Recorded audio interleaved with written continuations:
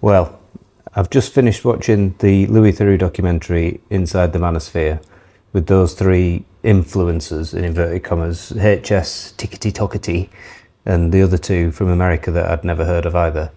And I mean, most people see them as entertainers or trolls, but I saw something really sinister. And, you know, from a medical background, from my perspective, I saw an absolute failure of the duty of care. I actually thought it was really sinister, and I think there's quite a bit in there that people aren't talking about that I'd like to just have a little discussion about.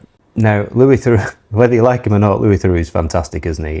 His dad actually wrote a book. His dad was a really famous author, Paul Theroux, and he was well regarded in his own right. But Louis has got this particular style of interviewing down to a fine art, hasn't he, where he actually lets them sit in silence and allows these people that he's interviewing to fill the silence with their ego. And it's during that silence that actually the vast majority of the any hidden agendas or behind the charade kind of come out. And he's absolutely perfected it over the years. And a lot of these influencers, I mean, they were saying it even in the show that, you know, they don't like Louis Theroux coming because he or they're very wary of Louis Theroux because he always does hit pieces on people. And that's not actually the case. All that Louis Theroux does is it stops them controlling the narrative, and it shows a different side to what's actually happening. So you actually see behind the mask, the veil, see behind the charade, and you can actually see what these people are doing. Now, to young kids that are consuming this stuff, they may not be able to see exactly what it is that they're getting themselves into. But when you're, you know, old and ugly like myself, nearly 50 years old, and you've had 20 years of dealing with people in medicine, seeing people at their worst and their best, manipulative, genuine, with ethics, absolutely without ethics, it's actually quite simple to see through. And if anybody watches this, hopefully the penny will drop as to actually what these people are up to. So one of the things that struck me is that in my life, in medicine, the patient is the priority.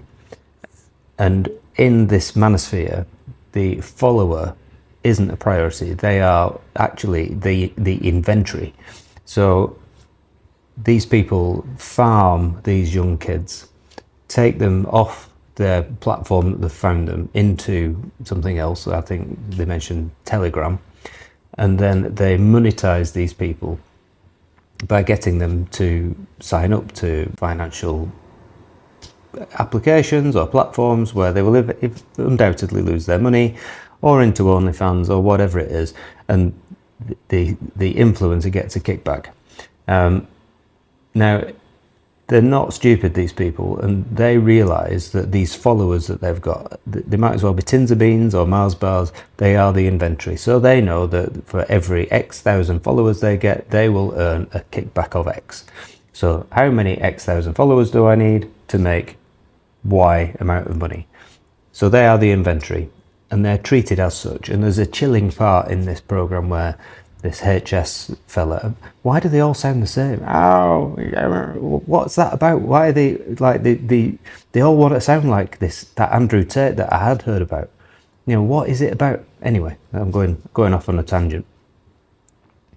There was a chilling moment where that HS chap said he doesn't care about his followers. In actual fact, I think he said he doesn't care if his platform pushes people to lose money or to get exploited on things like OnlyFans.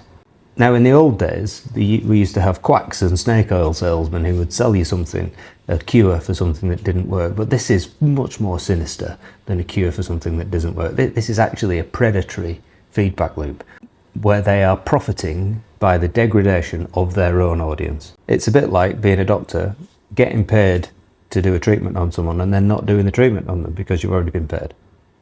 Like, that's how much they care.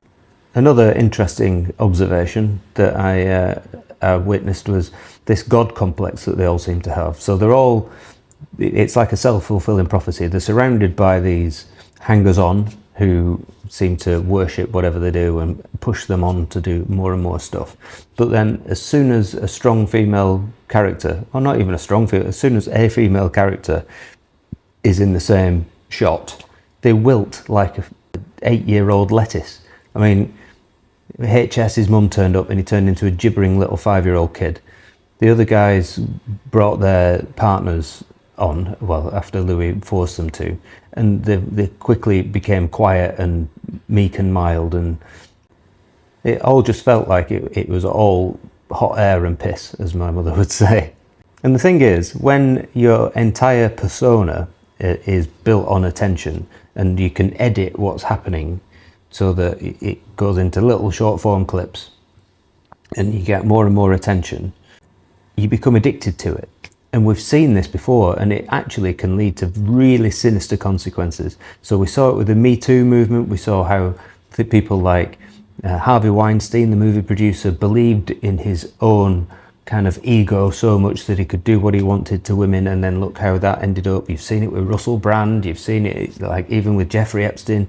So I do wonder whether these people will end up doing something, or maybe are already doing something for content or clout or whatever it is that they want to talk about.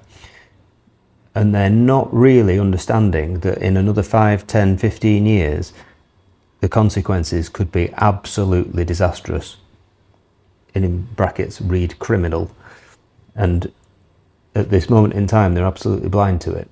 That's really concerning, because there is already a pattern in history that this happens, and there could end up being a legal reckoning to this stuff.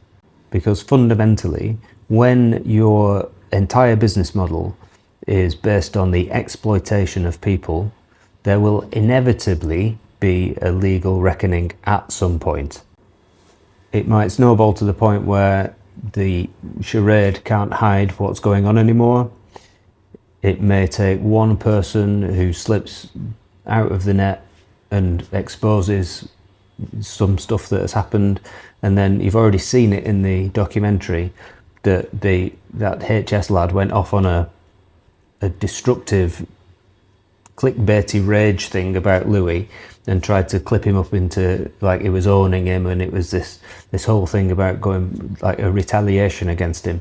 Now, they're uncontrolled people when they're in that frame of mind. They have no idea the consequences of their actions, and I just do wonder whether or not they've got the maturity and the intelligence to see what could be coming.